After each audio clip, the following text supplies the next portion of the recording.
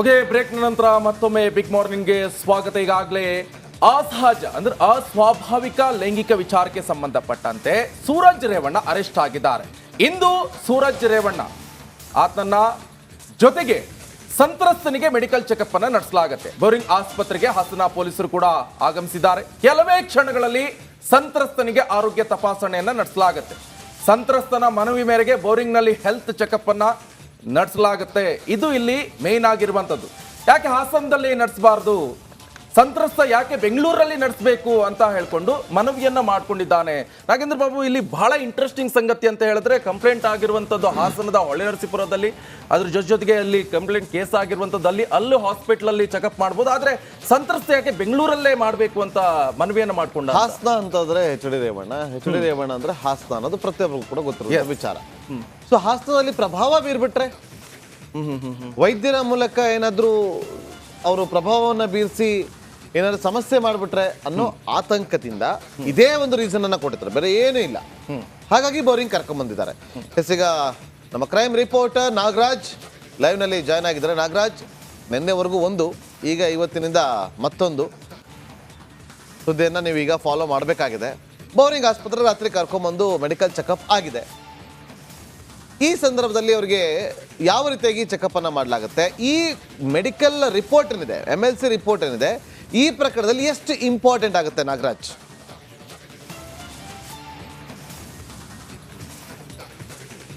ನಾಗೇಂದ್ರ ಬಾಬು, ಏನು ಪ್ರಮುಖವಾಗಿ MLC ಸೂರಜ್ ರೇವಣ್ಣ ವಿರುದ್ಧ ಏನು ಅಸಹಜ ಲೈಂಗಿಕ ದೌರ್ಜನ್ಯ ಎಸಗಿದ್ದಾರೆ ಅನ್ನೊಂದು ಆರೋಪ ಕೇಳಿ ಬಂದಿರತಕ್ಕಂಥದ್ದು. ಈ ಹಿನ್ನೆಲೆಯಲ್ಲಿ ಈ ಒಂದು ಪ್ರಕರಣದಲ್ಲಿ ಮೆಡಿಕಲ್ ರಿಪೋರ್ಟ್ಗೆ ಬಹಳ ಇಂಪಾರ್ಟೆನ್ಸ್ ಇರತಕ್ಕಂಥದ್ದು. ಈ ಒಂದು ಕೃತ್ಯನ ರುಜುವಾತು ಮಾಡೋದ್ರಲ್ಲಿ ಮೆಡಿಕಲ್ ರಿಪೋರ್ಟ್ ಏನಿದೆ ವೈದ್ಯರು ನೀಡುವಂಥದ್ದು, ಇದು ಬಹಳ. ನಡಿ ಈಗ ಶುರು ಮಾಡೋಣ.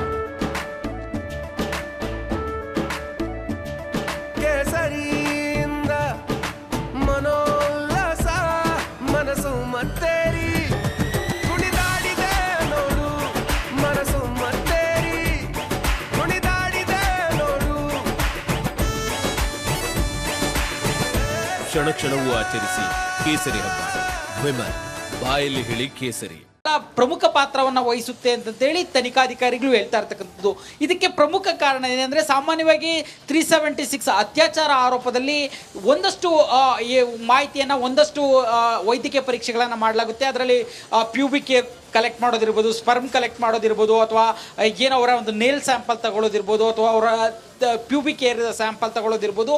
ಇವುಗಳು ಸಾಮಾನ್ಯವಾಗಿ 376 ಅಲ್ಲಿ ಆಗುತ್ತೆ. ಆದರೆ 377ಗೆ ಬಂದರೆ ಯಾವ ಸಂತ್ರಸ್ತ ಇರ್ತಾನೆ, ಸಂತ್ರಸ್ತನ ಮೇಲೆ ಇರ್ತಕ್ಕಂಥ ದೇಹದ ಮೇಲೆ ಇರ್ತಕ್ಕಂಥ ಗಾಯಗಳು ಪ್ರಮುಖವಾಗಿ ಆತನ ಮೇಲೆ ಲೈಂಗಿಕ ದೌರ್ಜನ್ಯ ಆಗಿದೆಯಾ ಇಲ್ವಾ ಅನ್ನೋದನ್ನ ಡಿಸೈಡ್ ಮಾಡುತ್ತೆ ಅಂತೇಳಿ ತನಿಖಾಧಿಕಾರಿಗಳು ಹೇಳ್ತಾ ಇರ್ತಕ್ಕಂಥದ್ದು.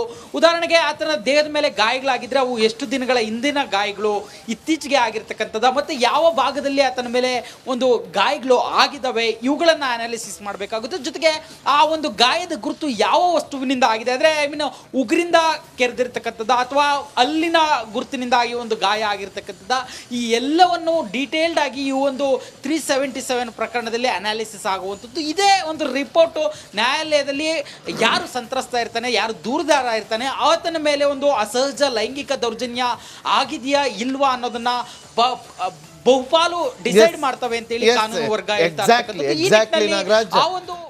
ನಾಗರಾಜ್ಗೆ IP ಸೆಕ್ಷನ್ಗಳ ಬಗ್ಗೆ ಹೇಳುವಂತಂದ್ರೆ ಶುರು ಮಾಡಿಬಿಡ್ತಾರೆ ಅವ್ರು, ನಿಲ್ಸೋದೇ ಇಲ್ಲ. ಯಾವ IP ಸೆಕ್ಷನ್ ಯಾವಾಗ ಬೇಕಾದರೂ ರಾತ್ರಿ ಮಲಗಿದಾಗ ಈ ಸೆಕ್ಷನ್ ಏನು ಹೇಳ್ತಾರೆ ನಾಗರಾಜ್ ಅಂದರೆ ಪಟ ಅಂತ ಉತ್ತರ ಕೊಟ್ಬಿಡ್ತಾರೆ. ನಾಗರಾಜ್, ಥ್ಯಾಂಕ್ ಯು ನಿಮ್ಮೆಲ್ಲ ಮಾಹಿತಿಗಾಗಿ.